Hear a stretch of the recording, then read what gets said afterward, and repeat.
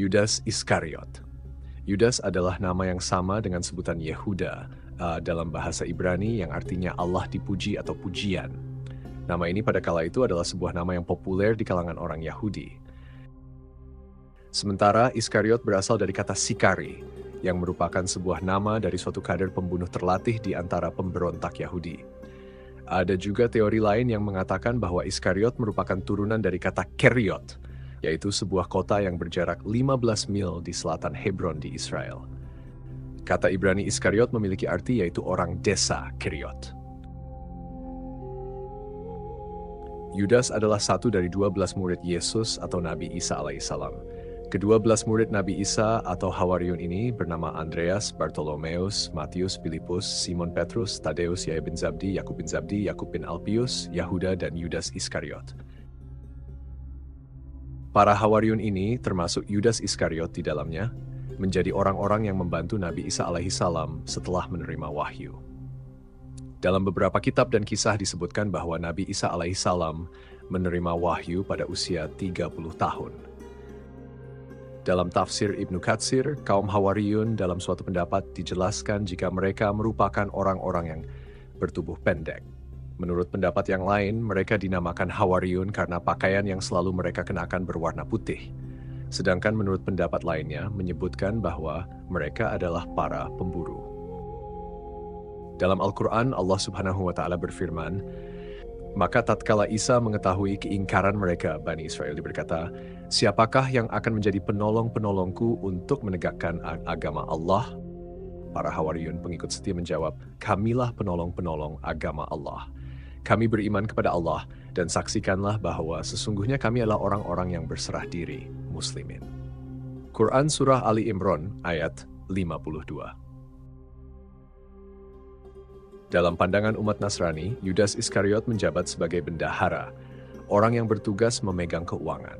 Namun, dikisahkan bahwa Yudas sering mengambil keuntungan pribadi dari posisinya tersebut. Dia dikatakan sering mencuri uang kas atau korupsi, dan Yudas juga termasuk orang yang pandai dalam bersilat lidah. Intinya, sosok Yudas menurut pandangan kaum Nasrani digambarkan sebagai pengkhianat. Kesalahan terbesar yang pernah dilakukan Yudas adalah dia pernah menjual Yesus harga 30 keping uang perak. Menurut beberapa ahli sejarah, kemungkinan koin perak itu adalah jenis koin tetraadaham. Koin jenis ini umum digunakan di zaman Yesus masih hidup karena dibuat antara tahun 14 sampai 15 Masehi. Nah, jika 30 keping perak tetraadaham dikonversikan dengan nilai tukar uang saat ini, sama dengan senilai 1.920 sen atau sekitar 19,2 dolar. Jika dirupiahkan, akan menjadi sekitar 313.000. Jadi Yudas terlena dengan bujuk rayu imam Yahudi yang sedang mencari-cari keberadaan gurunya, yaitu Yesus Kristus atau Nabi Isa alaihissalam. Akhirnya, Yudas pun menerima uang 30 keping perak tersebut dan memberitahukan keberadaan Yesus kepada para imam. Orang yang menyerahkan dia telah memberitahukan tanda ini kepada mereka. Orang yang akan kucium, itulah dia. Tangkaplah dia dan bawalah dia dengan selamat. Maka setelah Yudas mencium Yesus, Yesus pun ditangkap. Yesus ditangkap di Taman Getsemani dan dibawa ke pengadilan. Taman Getsemani ini dipercaya berada di kaki Bukit Zaitun di Yerusalem, Palestina, dan dipercaya sebagai tempat terakhir Yesus berdoa yang terakhir kalinya sebelum disalibkan. Kemudian setelah berhasil ditangkap, Yesus pun disiksa dan dihukum mati dengan cara disalib. Di dalam Injil disebutkan ketika tahu kalau Yesus dihukum mati, Yudas merasa tidak senang dan sedih. Akhirnya Yudas mengembalikan 30 keping uang perak itu kepada para imam, namun pada saat itu para imam menolak. Yudas kemudian melemparkan kepingan perak itu ke bait suci, kemudian Yudas pergi. Para imam kemudian mengambil uang perak itu dan berkata, tidak diperbolehkan memasukkan uang ini ke dalam peti persembahan sebab ini uang darah. Setelah Yudas pergi, beberapa waktu setelah itu, dia memutuskan untuk mengakhiri hidupnya dengan cara gantung diri. Namun, menurut Lukas, 30 keping uang perak itu digunakan Yudas untuk membeli sebidang tanah. Lalu, Yudas terjatuh di tanah itu dan perutnya terbelah sehingga semua isi perutnya tertumpah keluar. Hal itu pun disaksikan oleh penduduk Yerusalem sehingga tanah itu mereka sebut dalam bahasa mereka sebagai Hakal Dama, yang artinya tanah darah. Jika kisah ini dijabarkan secara logis, saat itu Yudas membeli tanah, kemudian di tanah itu dia gantung diri.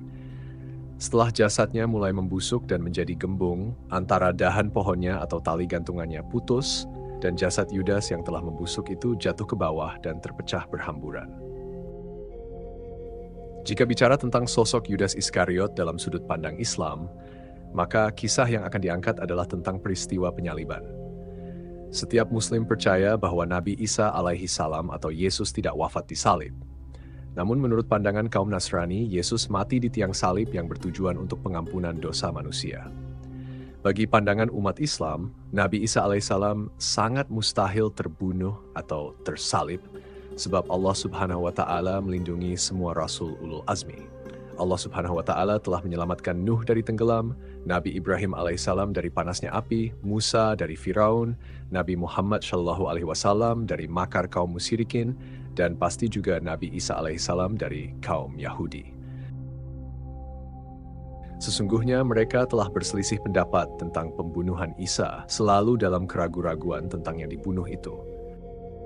Mereka benar-benar tidak tahu siapa yang dibunuh itu, melainkan menuruti prasangka belaka.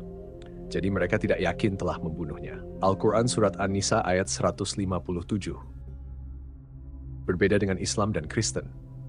Konsep akidah Ahmadiyah tentang Nabi Isa alaihissalam mengoplos keyakinan Islam dan Kristen. Mereka meyakini bahwa Nabi Isa benar-benar disalib, tapi tidak sampai mati, melainkan hanya pingsan saja. Kemudian setelah siuman, beliau melarikan diri ke kampung Ahmadiyah di Kashmir dan meninggal di sana. Ini tentu merupakan pandangan yang cukup aneh dari seorang pendiri agama Ahmadiyah ini yang bernama Mirza Ghulam Ahmad, dan pada saat itu mengaku bahwa Mirza ini adalah seorang nabi. Ia tentu pasti nabi palsu.